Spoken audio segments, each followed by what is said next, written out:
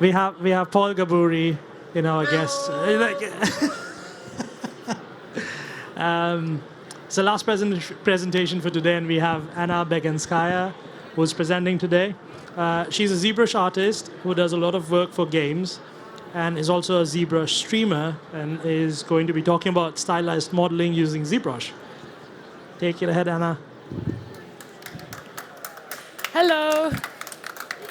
Hello, everyone. I'm very glad to tell you some amazing things about that brush because, I don't know, it's one of my favorite softwares. And today, I'm going to speak about the most tricky thing which me and my team had while we were working on Darksiders Genesis. And we're going to talk about ZBrush tips for sculpting stylized metal. So it is different from details which we see on rocks. But first of all, let me start who I am. As you know, I'm a 3D character artist. I'm from Ukraine, and I make the full cycle of pipeline for game dev. I have 10 years experience. I worked on different projects from Blizzard, from Riot Games, from Airship, Elodis, and others. And of course, I'm official ZBrush streamer. And if you want to see more of my live streams, you can go to Maxon calendar and check when I'm going to stream next. Also have my YouTube channels, one in Ukrainian, the next one is in English. And you can follow also me there. I like speaking mostly about ZBrush, but in general about CG, about my experience. So you're welcome.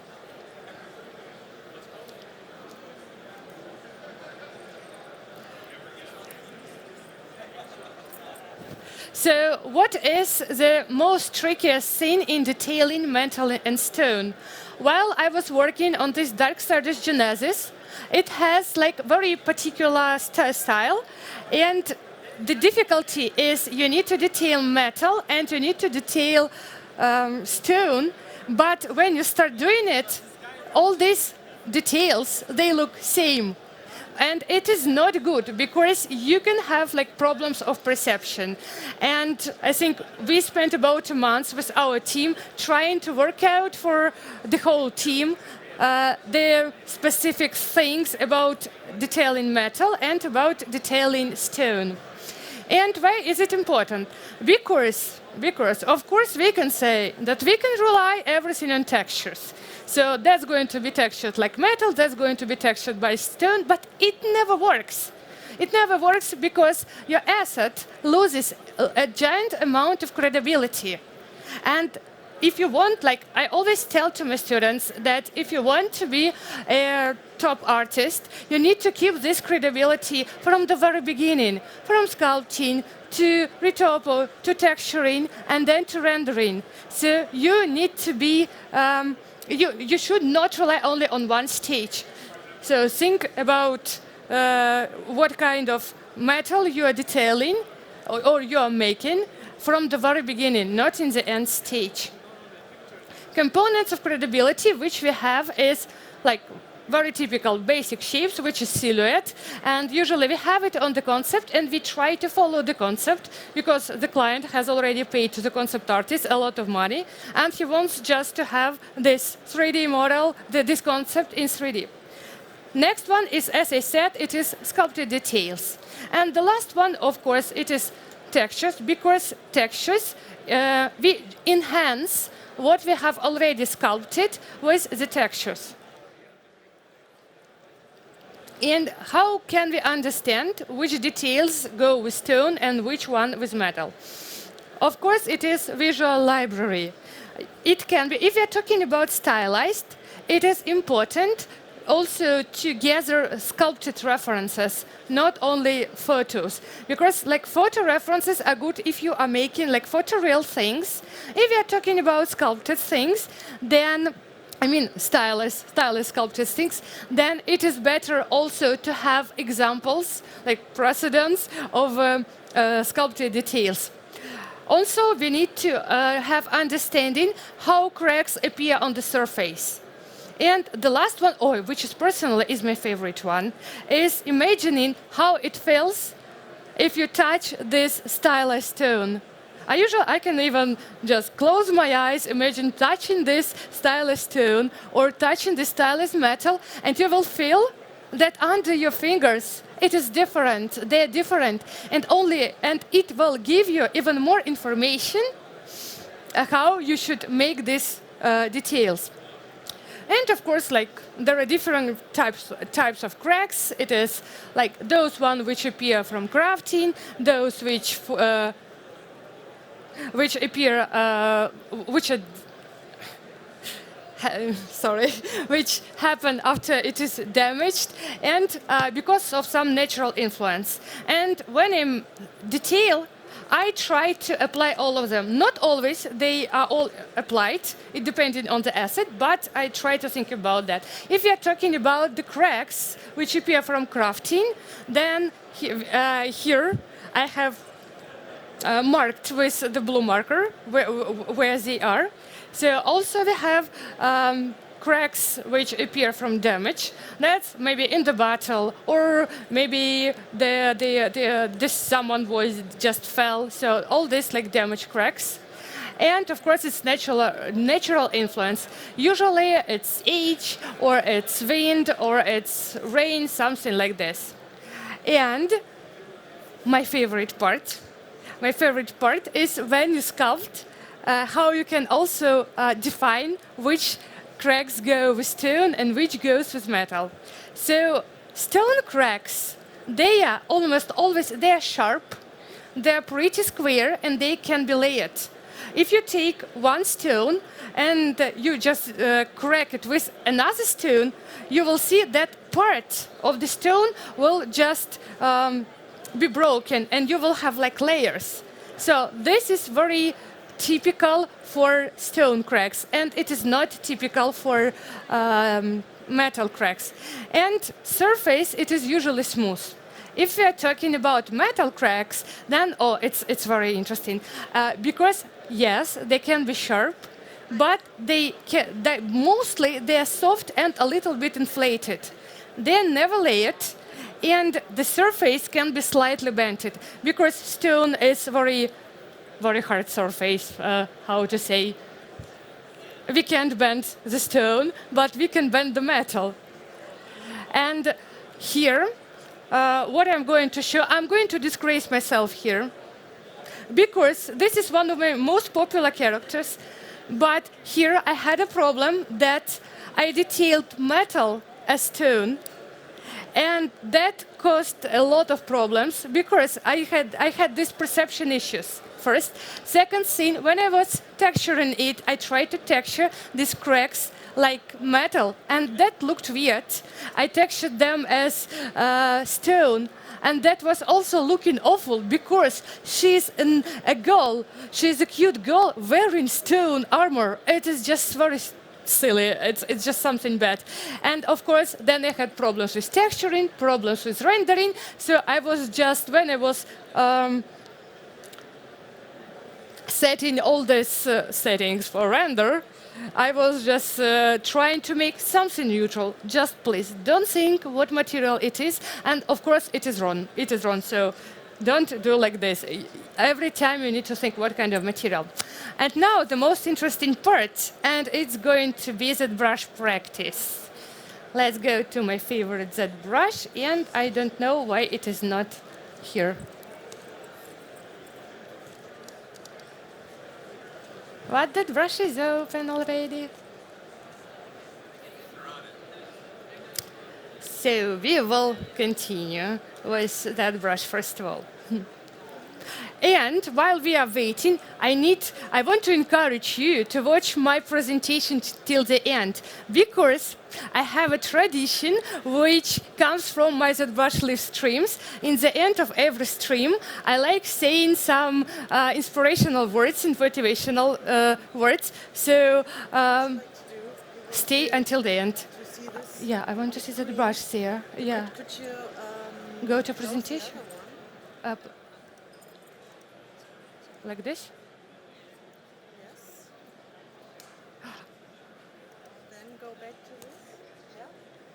All right. Yeah, thank you. Okay, everything is fixed. And now let's go to ZBrush.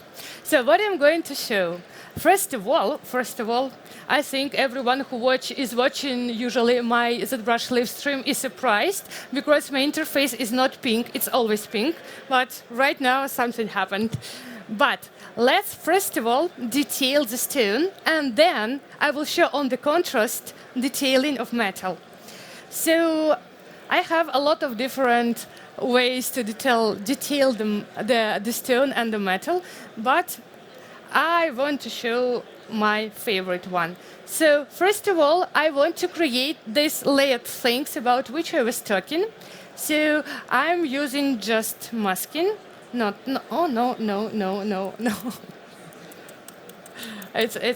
The dynamesh is very high.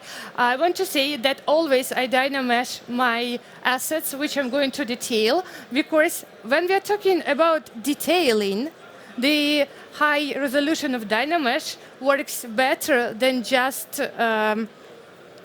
subdividing. I don't know why, but it always works this way. So when everything is okay already, I just dynamesh it at a high resolution. And let's mask. I usually use in lasso. So I'm trying to create kind of a layer.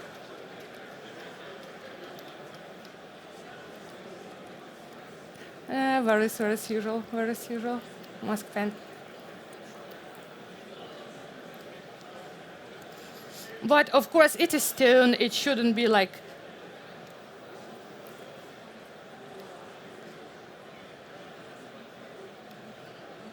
Yeah.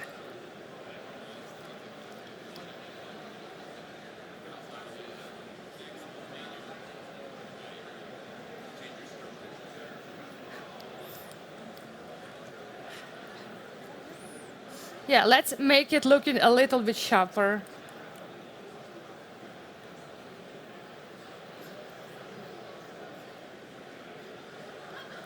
Then I invert them. No, I'm not inverting the mask.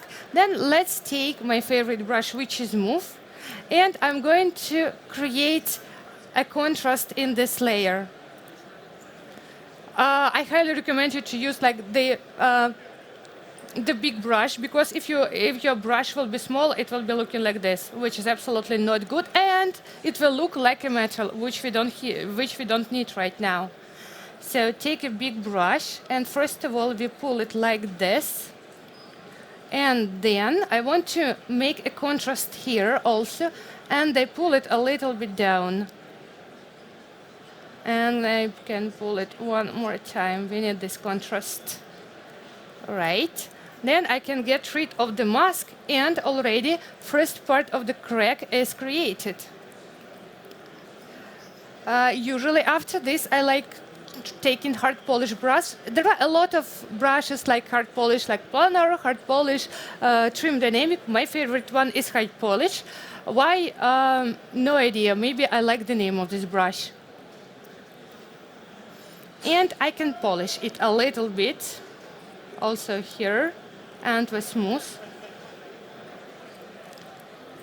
Next crack, which I'm going to do, I'm going to make like very typical crack with, let's use another brush, which is going to be trim dynamic.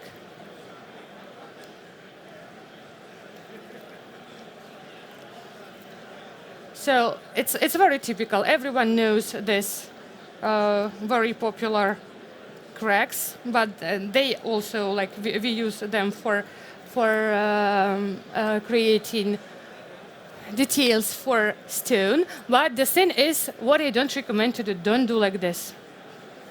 No, because it's going to look messy. Your cracks should be somewhere, so there should be places where you don't have cracks in order to save this zone of rest. Otherwise, it will be looking messy. And usually I check from the distance. If I see the cracks, then they're working. If not, then it's just not the best cracks. Another crack which I'm going to do is I'm going to take my favorite brushes, which are all crack brushes. I think everyone knows about these brushes, but I'm going to use, where is this brush? This one. Let's increase the intensity for it. And I want to store morph for this one, which is here. And I'm going to make a crack here. It's going to look this way. But my team leader at work always said, you should create details in such a way that no one understands which brushes you used, especially orb cracks, because they're too famous. When you look at stylized assets, everyone knows this is this orb crack brush, this is another, and so on. So how to hide from people that you're really using these brushes? We are taking we are taking morph brush. And first of all, we are getting rid of this tail. Let it be tail, right? And next, I'm also can get rid of part of this crack here. And I can take dumb standard brush, and I can just continue this crack a little bit. So let's do this way and this way. And we also can take a pinch brush. Oi, it's pinch? No, it's not pinch. Yeah. Let's smooth it here. And also I try to get rid of like the tail, the ending of this brush or of this crack, I try to hide because I don't like when the cracks look same at the beginning, like here, and same in the end. It doesn't look natural, and we all try to do natural things. So we are trying to get rid of this. And I also would like to work a little bit more on this crack here. So let's just make it a little bit different. And what else? We can do it with pinch brush, and even more, we can do something here. Yeah. And of course, you will face the situation when you look at your assets and you just don't know what kind of cracks you can add. There is a solution which I always use when my brain is very tired, or my imagination is not working today. It happens to us artists when we are doing something and then I don't know what to do next. We have a solution. Here we have another orb crack brush, which is called, where is it? Just a second. Orb rock detail, this one. And usually I reduce the intensity. And do we see anything? I don't see I see nothing. Yeah. Okay, let's bring back the intensity just for you for demonstration. We need to see. So when I take this brush, we see a couple of details here, and these details can be enhanced. So I just don't need to think a lot about inventing new details. I can just use this one. Somewhere I can just just polish them, and somewhere I can just enhance them. So I can take them standard brush. And what I see here, we have this detail. We can a little bit make it longer. And here we have another one. Of course, we can take hard polish. Let's polish it here a little bit and here. Why not? Hard polish is our survival brush, always. Next, I see here something. That gives me another idea. I can make the trick which I made at the very beginning with masking. I adore masking. Yeah. And again, we are taking the move brush We are pulling it out a little. Oh no, not that much. Let's take. Let's just mask a little bit more. Don't be lazy. Don't be lazy, of course. Yeah, masking. And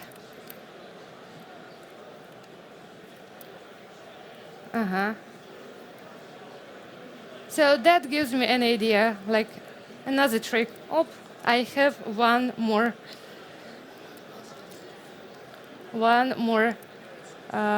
crack, which I can always polish. I always try to polish them as much as possible. Another nice brush which we have among this or cracks brush is one of these, or this one, or this one, or this one, or this one. It doesn't matter which one. I don't like using them like this. I think it's not interesting. But what we can do, we can take the intensity lower, and with Alt, it's adding us another new cracks, which are like semi-layered.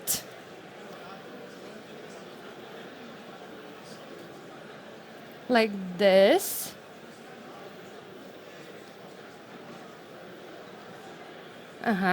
So we have already more cracks, which are looking pretty nice.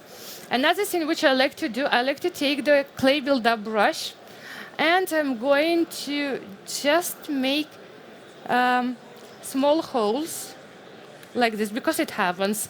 Maybe someone took a sword and decided to fight with a stone. Hey, it happens. It happens. We have different thoughts in our head, so it's also possible. And let's take polish. And we are polishing this one. Even we can go more.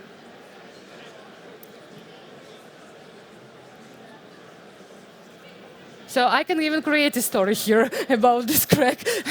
Already started saying that it can be, I don't know, a sword and so on. And the thing is, why I like making these kind of cracks, it is about composition. They are small, but they are deep, so they will be visible. That's why I also like making such cracks. So this is kind of how we can sculpt. What is it? It is a stone. Yeah, how we can sculpt a stone. Of course, I can continue it like doing here, and I can continue adding some cracks here. Sometimes when I have like a lot of inspiration, I can connect them and connect with another crack. So it also happens. But the most interesting thing comes with detailing metal in this Darksiders stylistics. And let's take another subtool, which is this one. And the base of creating these cracks is going to be similar to what I have shown on stone, but they will look differently. I can show. So if we want to make like very popular crack, which we do with trim dynamic brush, with this one.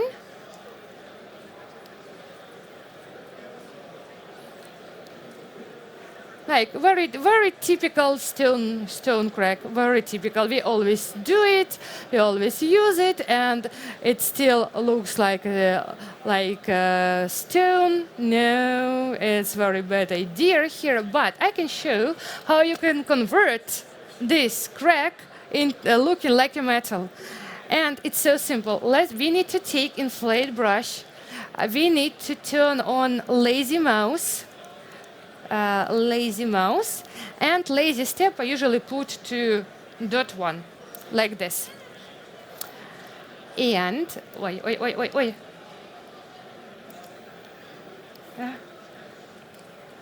No, don't. And I'm going to inflate the borders of my crack. So it's going to look a little bit more metallic. If you think about metal, and you will think about such cracks, you will, you know that, remember I was talking about touching, and such crack is going to be more inflated, more soft. It's not going to be that sharp as the crack which we have with the stones. So, of course, I can somewhere smooth it a little bit. Why not? A little smoothing has never killed anyone. And then I can go to another one. It's not obligatory to make this way, I mean, around the whole crack. You can just maybe start making it here, and then start making it here. And it already looks more metal. It's not looking that much stone.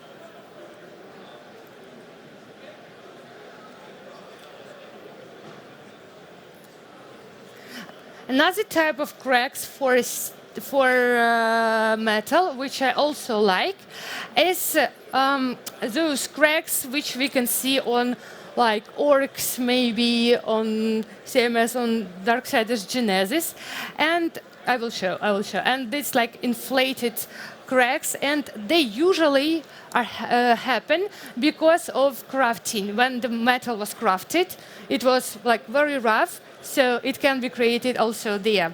So what I usually, it's very simple. You just use your inflate brush, smooth the ending, and we can take another favorite brush, which is curve pinch, and curve pinch is almost here. Curve. Here we are. And again, I like using everything with lazy mouse. Lazy radius 30. And I think the intensity we need to decrease.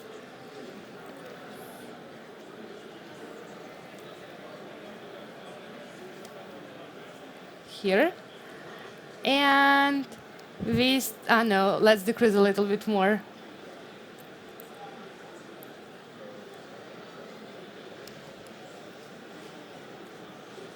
Of course, not round.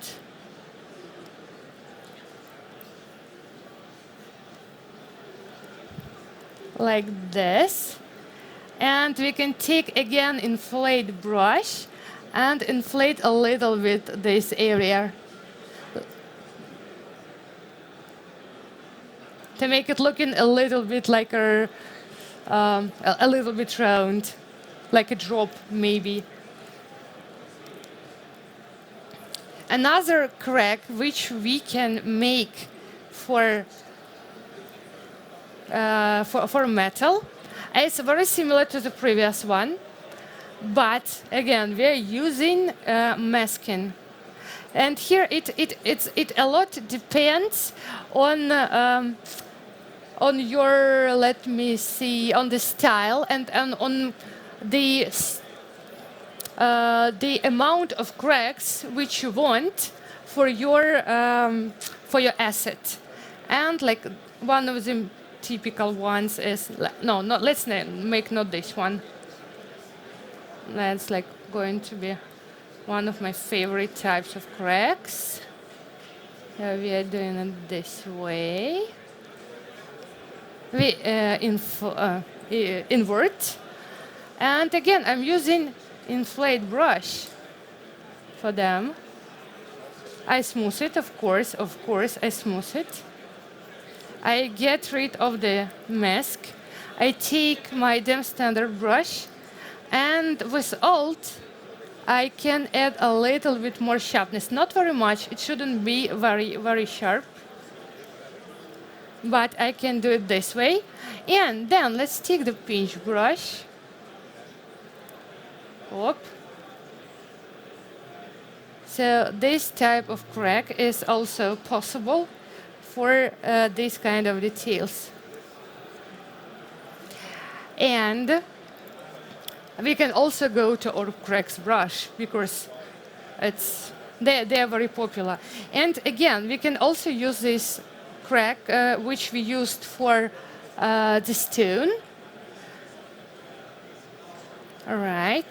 But we will, let's store the morph. Store morph, of course. No, like this, right. Let's store morph. Then we take inflate. And we inflating the edges. The main thing about metal that the edges should be soft. If we compare it to stone, on the stone they're going to be very sharp. And I also can take a pinch brush and wait. Oh yeah. Take the pinch brush and add here a little bit like this. It's not going to be that deep. It is going to be for stone, but it's going to be a little bit visible. And again, with pinch brush around, we are creating. It's like when you use it, it's automatically created some kind of a volume, which you can also a little bit increase with inflate brush. And yeah, I think this is the biggest difference of creating metal, but also for the metal, just to make it look a little bit more, not demonstration model, but a little bit more interesting. We can take again this brush, yeah, but with intent still a little bit lower. And no, higher, a little bit higher, like this. Still can add this, and here, and here, and inflate. Solo mode, and I can inflate this area.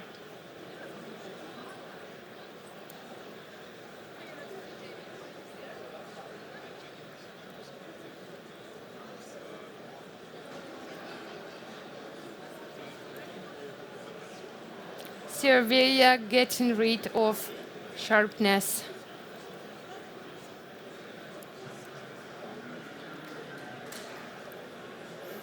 Yeah, and it already starts. Look, you are adding just inflate, and it starts looking already more like metal and much less like stone. And when I finish everything, and if I want just to make a render in that brush, I can use, I can paint the cavity. And to paint the cavity, we go to Maxon, and here we have where it is. It is masked by cavity. Here we are. Let's try. Maybe let's do it this way. Yeah, that's what I need. Then I invert, and I use this color, but a little bit lighter, and I move it a little bit here to change a little bit the shade. No, maybe later. It's metal. It's metal. I forgot that it is metal. We can do it a little bit this way. It's not. What's going on? It's not. Let's go back a little bit. No.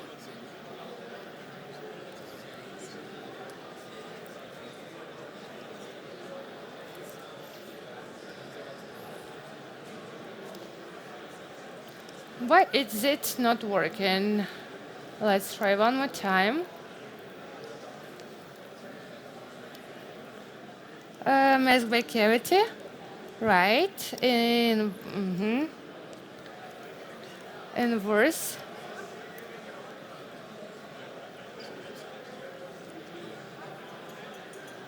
It's not this color. I know, I'm painting with material and I need to paint with color. Oh my god. So I'm painting this parts a little bit up it, and it is already, maybe it should be less saturated, but this is how I usually paint on the details. So, returning to our presentation. This is the method which we used when we were detailing our Darksiders assets. I highly recommend you to play this game because it's amazing. I made 12 assets for it. And before you go, I would be very glad if you follow me on my social media, on my Instagram, on YouTube, and on my ArtStation. And as I promised to you, in the end, I want to say some inspirational and motivational words for you. And the words which I want to say today is that my recommendation in general for 3D artists is ignoring rumors, ignoring all these voices which tell us about that, oh my God, game dev industry is going to die. We are going to be replaced by artificial intelligence. We are in crisis. Just ignore this. I always tell to my students, if there are going to be left only 10 3D artists in the world who are going to be game dev artists, I'm going to be one of those 10. So if this is your dream, just follow it. Don't listen to all these voices. Just do what you want. It will be a very difficult way, but it's going to be very exciting. And in the end of the day, it definitely will pay you off. And it doesn't matter that maybe you don't have a talent. For example, I was born in the middle of nowhere. I don't have talent for drawing. I don't have art education, but now I'm telling you how to make stylized cracks at the conference. I wish you to be on my place maybe next year, maybe when you will want or when you will be invited. You all can succeed in this industry, in this profession, and I truly believe that it is one of the best professions in the world. Thank you for your attention, and I hope you're going to have a great rest of this day.